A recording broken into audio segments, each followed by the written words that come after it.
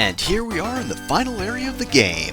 So, Scrap Brain Zone is probably one of the hardest final stages in a Sonic game there is. Yes, I'm even counting Wing Fortress Zone, which I personally dislike. So, of course, this one is just a massive fortress city mechanical whatever that Robotnik built, and now we've got to attack it. So, the traps here are very tricky, but in addition, it also brings along some of the worst enemies in the game. We've already seen that the Caterpillars come back, and oh look, it's our friend the Bombs from Starlight Zone. My favorite enemy. In fact, the new enemies introduced to this area are probably the least threatening of all the guys that are actually here. The reused ones, on the other hand, oh boy, they're not fun. This is definitely a cool-looking zone overall, though don't care for that little design decision right there, because you notice there are those 3 rings over the little area there. Now, you'd think a platform would appear right there, but no, that's just them trying to trick you. Thankfully, it doesn't outright kill you, because that would be cheap. I mean, this area in general is pretty cheap, but thankfully that trap in particular won't outright kill you. Of course, that is also cheap. And I got so lucky right here, because seriously, that trap is kind of, it's not well timed, let me tell you what. In general, it's just, there are a few of those sections, and I like none of them, because yeah, they don't really feel fair in any way, and in general, not fond of the traps here in all Scrap Brain Zone. Heck, even though your rings bounce all over the place, this zone is still difficult and you may still die. Also, if you haven't collected the Chaos Emeralds, even though this is a full zone, you can't get them anymore because I think Robotnik has like some machine or put up a barrier so Sonic can't actually access the special stages. And here we are in Act 2, and as you probably noticed, they actually give you a change of scenery here. Now we're actually inside the base, and I definitely like that about this zone.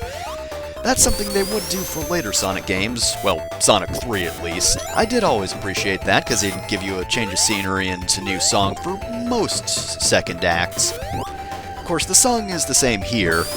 It's not one of my favorite songs to listen to, but I gotta admit this is definitely a good song overall. Just because it's kinda haunting, definitely a bit mechanical, and doesn't have, I guess, the same energy as some of the songs in the other stages of the game do. I gotta know what it quite is about this song, but there's just something vaguely, not really creepy to it, but it's just a bit bizarre compared to the other songs. So yeah, again, not something I really enjoy listening to, but nonetheless it's very fitting. And oh boy, I do not like those saw blades. In general, really not a fan of the traps. Oh boy, if you thought Act 1 was a death chamber, yeah, this is twice as much of a death chamber as that one was. Holy crap. Basically, everything is out to try and kill you, and thank God those little flame jets have apparently a very terrible hitbox, because I would have been hit so many times here. And it doesn't really seem like they like giving you shields in Act 2, which is unfortunate. At least these pigs are easy to take care of, especially when you're going backwards through this little ramp section.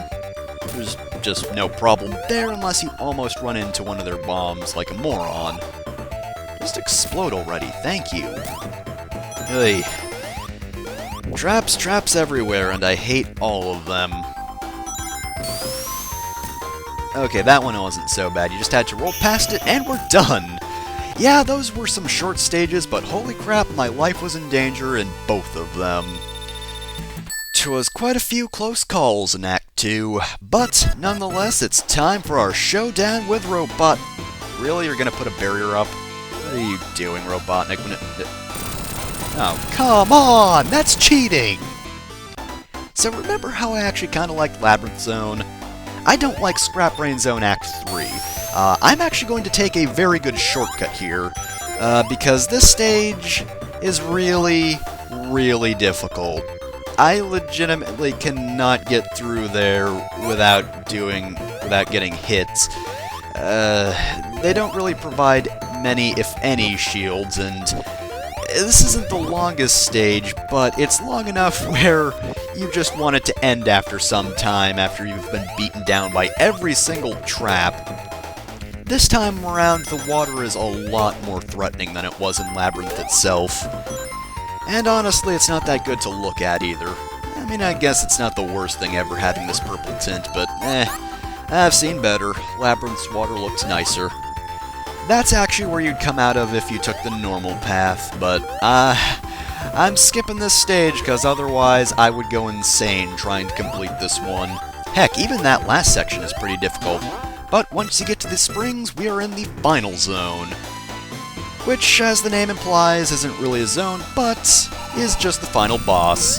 Now, this final boss is pretty damn easy, other than the fact that you don't get any rings, so this is just a no-hit run in its entirety.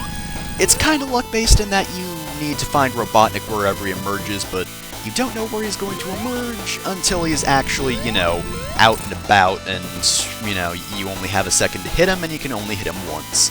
These electric shots are easy to dodge, though. Basically, you're just going to want to get in between them, and, you can just stand here in the gap, and you're A-okay. Other than that, crushing is the most dangerous thing, though it doesn't really matter that you have 0 rings, because that would kill you in one hit anyway. I'm actually getting kind of lucky here. It's really good when he uses the outer little crusher things, because, then you can still hit him no matter what, whereas if he uses the ones in the middle, hopefully you're on the right side, otherwise you're gonna miss him.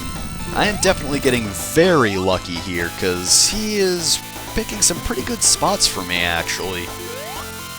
And again, and he's actually done. That was pretty easy, actually. Trying to get away, huh? Have a nice trip, Robotnik. See you next explosion. Wait, that didn't make sense. Anyway, whatever, we're done here. And we're just gonna release the Chaos Emeralds right here for no reason.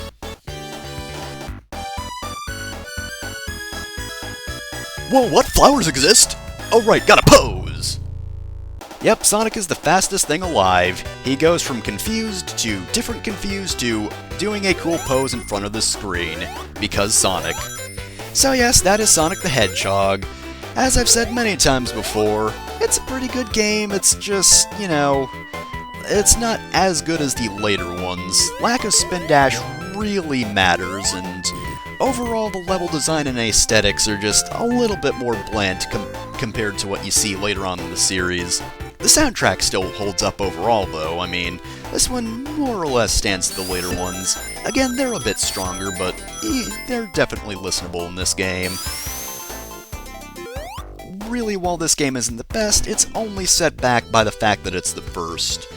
All the changes they made in the second and third games really benefited, and I'm sure provided they had, a little more time and a little extra testing, they probably would have figured a few things out, though. I guess stage design probably wouldn't have improved too much no matter what, but hey, whatever. They had to get the groundwork there first before the really good ideas could come in, and you know what, in the end, even if this game isn't as good, I still like it. I mean, it's better than Sonic CD anyway, so, whatever. But, yeah, that's more or less it. Good music, decent gameplay, just not as good as the rest of the game. And that's Sonic. Fairly simple, but that's gonna be it for Sonic the Hedgehog. I hope you enjoyed that, and I'll see you next time for whatever I do next.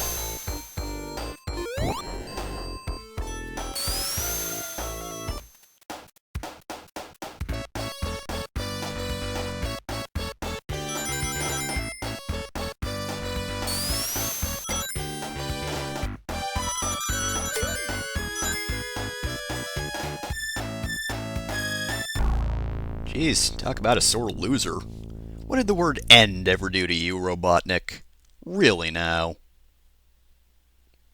Still going, though. Dude's got a lot of energy. He's really angry.